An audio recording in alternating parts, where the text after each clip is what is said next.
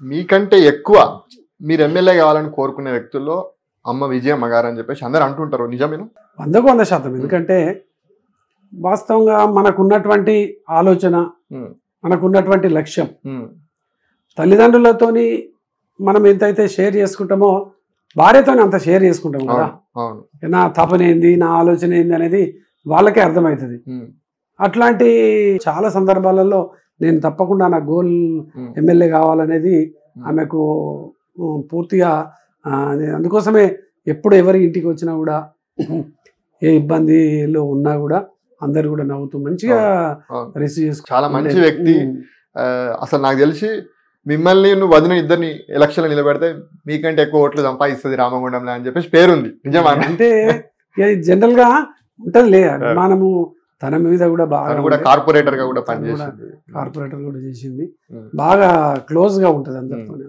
2018 ఎన్నికలలో ఒక సినిమా ఉందన్న, నేనే రాజు నేనే మంత్రి అనే సినిమా చూసిరా? నా సినిమా చూసిన. అందులో కాజల్ అగర్వాల్ ఉంటది. కాజల్ అగర్వాల్ తన భర్త రానా ఆ సినిమాలో తను ఎమ్మెల్యే కావడానికి తన ప్రాణాన్ని సైతం వదిలేస్తుంది.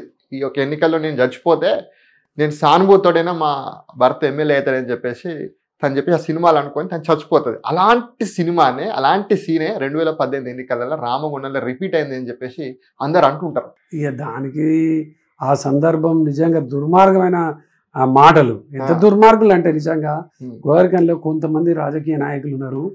అసలు వాళ్లకు ఏమి ఆలోచన చేస్తారు, ఏం మాట్లాడతారు, వాళ్ళకి అసలు తల్లి ఉన్నదా, చెల్లె ఉన్నదా, వానికి భార్య ఉన్నదా కూడా అర్థం కాదు. అసలు అట్లాంటి మాటలు ఎట్లా మాట్లాడబుద్ధి అవుతుందో అర్థం కాదు. నిజంగా దుర్మార్గులు. నిజంగా వాళ్ళకైతే పుట్టగతులు ఉండవు. ఇటువంటి మాటలు మాట్లాడే నా కొడుకులకు పుట్టగతులు ఉండవు. నిజంగా చెప్తున్నా. ఎంత దుర్మార్గం అమ్మా, ఇంత దుర్మార్గం ఉంటుందా? ఎంత ప్రేమ ఆప్యాయతగా ఉండేటువంటి వాళ్ళము. అటువంటి సరే ఆమె కోరిక ఉంటే ఉండవచ్చు నేను ఎమ్మెల్యే కావాలని, కానీ గట్ల చేసుకుంటారా? గట్ల ఎందుకు చేసుకుంటారు? ఎందుకు త్యాగం చేసుకుంటారు? ఏం అవసరం ఉన్నది? తప్పకుండా ఈసారి ఎమ్మెల్యేకి వెళ్తా కదా నేను. పాపం తనకు ఆరోగ్యం బాగలేక క్యాన్సర్ బారిన పడితే 2 ఏళ్ల పాటు నేను హాస్పిటల్ చుట్టూ తిరిగినాం కదా ఇద్దరము. హాస్పిటల్ కు అసలు అది చెప్పనంత క్షోభ, ఎంత ఇబ్బంది, చాలా బాధ అనుభవించినాం. దుర్మార్గ ప్రచారం, దొంగన కొడుకులు కొంతమంది ఉన్నారు. అటువంటి దుర్మార్గులకు తప్పకుండా దేవుడు శాస్త్రి చెప్తాడనేటువంటి విశ్వాసం అయితే నాకున్నది. అది నిజంగా మంచి పద్ధతి కాదు. ఈ రాజకీయాలలో కానీ మన సహజ జీవనంలో కానీ మంచి పద్ధతి కాదు. అట్లా మాట్లాడకూడదు. అంటే తను ఎలాగో చనిపోతానని తెలిసి ఇప్పుడు చనిపోతే కనీసం మా భర్త ఎమ్మెల్యే అవుతాడు, తన కళ నెరవేరుతాయి అని చెప్పేసి కూడా దానే ప్రాణత్యాగం చేసిందని అంటారు. అది 100% తప్ప. అంటే అసలు ఆ సందర్భం చూస్తే మా మణిస్వామి అబ్బాయి ఉజ్వల హాస్పిటల్లో ఉన్నారు కదా. ఓకే. దీపావళి రోజు టపాకాయలు కాలుస్తున్నాం, నాకు కళ్ళు తిరుగుతున్నాయని అంటే హాస్పిటల్ తీసుకొని వచ్చినాం. డాక్టర్ చెప్పిండు అది బ్రెయిన్కు స్ప్రెడ్ అయింది, కొంచెము ట్రీట్మెంట్ రెగ్యులర్గా ఇవ్వాలి, ఇక్కడనే బెడ్కి ఉంచండి చంద్ర గారు అని చెప్పేసి. ఈ మన బసవతారకం హైదరాబాద్ హాస్పిటల్ ఆయన డాక్టర్ వాళ్ళు చెప్తే ఇక నేను అక్కడనే బెడ్కి ఉంచిన సందర్భంలో నేను అక్కడ ప్రచారం అదంతా చూసుకోవడం, ఇటు రావడం, ఇదంతా కూడా చేసినాము. నిజంగా అసలు మళ్ళీ సర్వైవ్ అవుతుంది అనుకున్నాం. అట్లా చాలా సందర్భాలలో అయింది. కానీ ఆ దేవుడు ఎందుకు 16 కీమోలు అయినా విన్నా. అవును, 17 దాకా అయినాయి, 17 కీమోలు అయినాయి.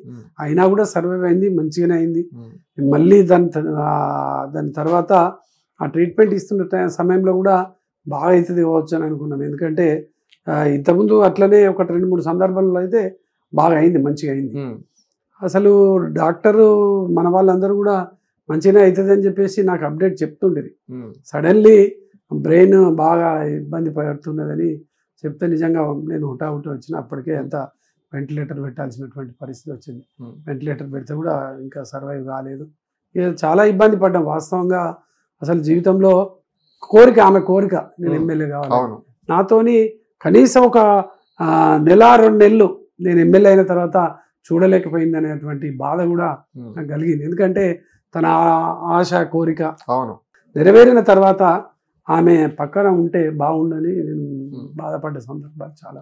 ఫైనల్ గా అమ్మ విజయమ్మ కోరుకున్నట్టు మీరు ఎమ్మెల్యే అయ్యారు రామగుండంకి. 5 ఏళ్ళు ఏం చేశారన్నా మీరు? చాలా రామగుండం నేను ఎమ్మెల్యేగా అయిన తర్వాత ఉద్యమ సమయంలో అసలు గోదావరికనికి ఈ బొగ్గుబాయిలు ఉంటేనే గోదావరికని ఉంటది, లేకపోతే ఉండదు అనేటువంటి ఒక నానుడి ఉండే. ఎందుకంటే బెల్లంపల్లి కానీ మా దగ్గర ఉన్నటువంటి మందమరి ఇటువంటి అవన్నీ కూడా ఇట్లా బొగ్గుబాయిలు కంప్లీట్ అయిన తర్వాత గ్రామం లెక్క అంత ఇబ్బంది, ఎక్కడోళ్ళు అక్కడ వెళ్ళిపోవడం, హైదరాబాద్కు అటు ఇటు తరలిపోవడం ఇట్లాంటివి జరుగుతూ ఉండే. అట్లాంటివి జరగకూడదు, ఇక్కడ ఒక స్థిరంగా అభివృద్ధి గోదావరికని స్థిరంగా అభివృద్ధి జరగాలి, ఎప్పటికీ ఇది కంటిన్యూగా గోదావరికని పేరు ఉండాలనేటువంటి ఆలోచన కొద్దే జిల్లా కేంద్రంలో రావాల్సినటువంటి మెడికల్ కాలేజ్ను గోదావరికనికి కావాలని కేసీఆర్ గారిని ఒప్పించి అక్కడ పెద్దపల్లికి కాకుండా రామగుండంకు తెప్పించారు. తర్వాత రిజిస్ట్రేషన్ ఆఫీస్ గోదావరికల్లో లేకుండే సబ్ రిజిస్టర్ ఆఫీస్ తెప్పించినాం. మా దగ్గర కోర్టుకు పెద్దపల్లికి పోయేటువంటి పరిస్థితి ఉండే. కోర్టు భవనాన్ని ఒక 30 కోట్ల రూపాయలు మంజూరు చేపించి అక్కడ కోర్టు భవనాన్ని చేసినాం. రోడ్లు చాలా చేసినాం, వెజ్ మార్కెట్లు ఇవన్నీ కూడా చాలా చేసినాం. ఈ అభివృద్ధి అనేది నిరంతర ప్రక్రియ. పర్టికులర్ గా రోడ్లు వేయడము ఇవన్నీ చేయడము అనేది నిరంతర ప్రక్రియ, ఎవరైనా చేస్తారు. దానికి భిన్నంగా ఉండాలనే మేము ప్రత్యేకంగా గోదావరికల్లో మెడికల్ కాలేజ్, గోదావరికల్లో ఇది ఉండాలని చేసినాం. చాలా తృప్తి ఉన్నది. ఎందుకంటే నేను ఎమ్మెల్యే అయినప్పుడు 150 మంది మాత్రమే హాస్పిటల్కు, గవర్నమెంట్ హాస్పిటల్కు వెళ్ళేటువంటి వాళ్ళు. ఇలా 2000 మంది పోతున్నారు. అప్పుడు 100 పడకల హాస్పిటల్. తర్వాత ఇప్పుడు మెడికల్ కాలేజ్ అయిన తర్వాత ఇప్పుడు 350, 500 బెడ్ల హాస్పిటల్ అయింది. కాబట్టి డాక్టర్లు, ఆనాడు డాక్టర్లు ఎవరు కూడా లేనటువంటి పరిస్థితులు ఇలా 50-60 మంది డాక్టర్లు, అంత గొప్ప సిస్టంతో అనేక మంది పేదలకు ఉచిత వైద్యం అందుతుంది. ఆ తృప్తి ఉన్నది నాకు.